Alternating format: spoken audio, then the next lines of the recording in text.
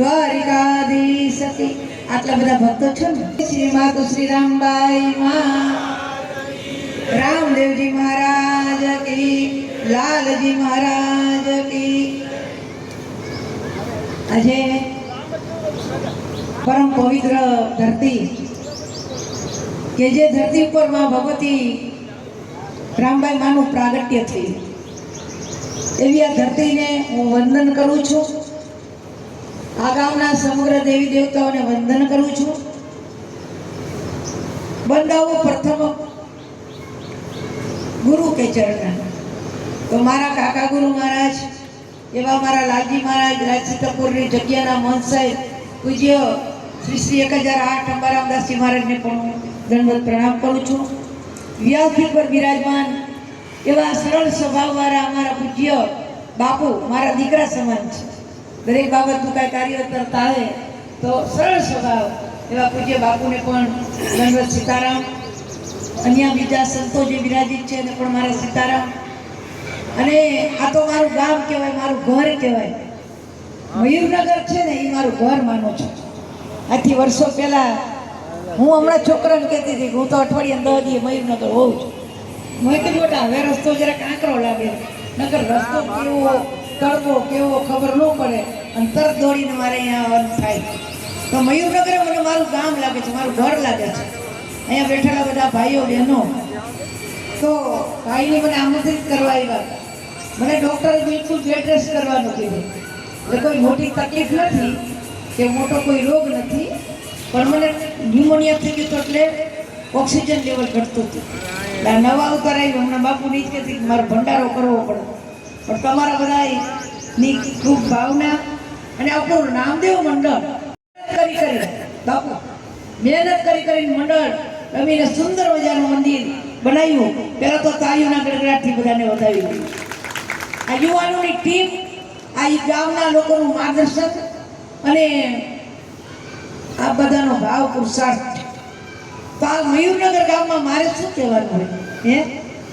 મયુરનગર ગામ તો સંતોની ભૂમિ છે, જગદંબાની ભૂમિ છે।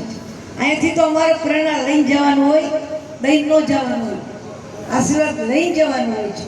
આ ગામના સમગ્ર લોકો, ગામના યુવાનો, મને છે ભાઈ કેટલાક પોલીસ ખાતામાં આપણા ગામના છે, કેટલા બધા દીકરાઓ પોલીસ ડિપાર્ટમેન્ટમાં, સરકારી ડિપાર્ટમેન્ટમાં, એ બધી રામબાઈમાંની દયા છે। ગામમાં કોઈ ભેદભાવ રાખવામાં આવતો નથી, બધાને 18 વર્ષનો આશરો આજ રામ ભણીને દરબાર 18 વર્ષના લોકો અહીંયા આગળ એક બધાને ભાવથી તમે રાખો છો। તો રામદેવજી મહારાજનું જે ભજન છે એમ કે છે કે અમુક સમયમાં જ આ કરી શકાય, તો નિયમોનું જે પાલન કરવામાં આવે। રામદેવજી મહારાજે જે કેટલાક ફરમાનો કરેલા છે એ ફરમાનોનું જે પાલન કરી શકે એ જ રામદેવજી મહારાજની ભક્તિ કરી શકે। તપસ્વી સંત અને જેને ધૂણાની જાગીરી કહેવાય એવા શ્રી શ્રી 1008 પૂજ્ય વશિષ્ઠનાથજી મહારાજ પધાર્યા। આપણે તાળીઓના ગડગડાટથી પૂજ્ય બાપુ બોલો ભાઈ કે દાદા હું કોઈ કેટલી રહોડ નથી થયું કે મૂક તો કરો તને શીખડાવું। તો ખીચડી મૂકી આંધળ મૂક્યું, પછી ખીચડી મૂકી હોય કે દાદા ખીચડી ચડી કઈ કહેવાય? ત્યાં દાદા એમ બોલ્યા બળબડ બોલે ત્યાંથી ચડી ન કરે, બળબડથી બંધ થઈ જાય ને તે સમજી લેવાનું ચડી ગઈ। તો મારે જેવા કહે કે બળબડ બોલતા હોય પણ કોકની ખીચડી ચડશે ખરી હે?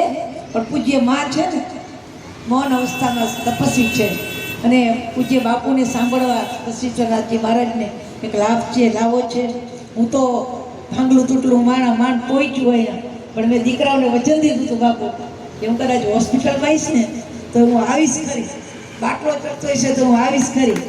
એટલે 5 મિનિટ માટે હું આવ્યા અને આવો ને આવો ભાવ આપણા મયુરનગર ગામમાં રામબાઈમાંની કૃપા, રામદેવજી મહારાજની કૃપા। હું જે વાત કરતી હતી જે રામદેવજી મહારાજે ફરમાન દીધા, તો શું ફરમાન દીધા છે તમે દીકરાઓ ગાવ છો તો ખરા કે માથાની મેલી રે બેની ચેટારે રેજો। અહીંયા દાદા પાસે પવિત્ર થઈને આવવાનું, એ બી વસ્તુની વાત નથી, પણ પવિત્ર તમારું તન ને મન હોવું જોઈએ।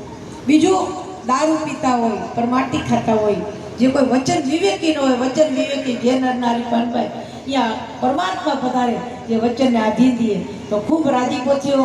પૂજ્ય મહારાજશ્રી આપને અમારા જે ગંધર્વ એ તૈયારી કરવા માંડ્યા અમારા અશોકભાઈની ને કે હમણાં માળી પંચમના સુરથી ઉપાડશે પણ હવે બધું વયું ગયું, હવે ન ગાય. તમે તૈયારી કરતા હતા, હું જોતી હતી, પણ ક્ષમા કરજો.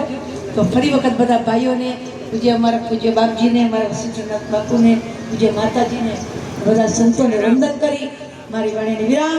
યુવાનોને ખૂબ ધન્યવાદ, ખૂબ ધન્યવાદ, ખૂબ ધન્યવાદ. જય શ્રી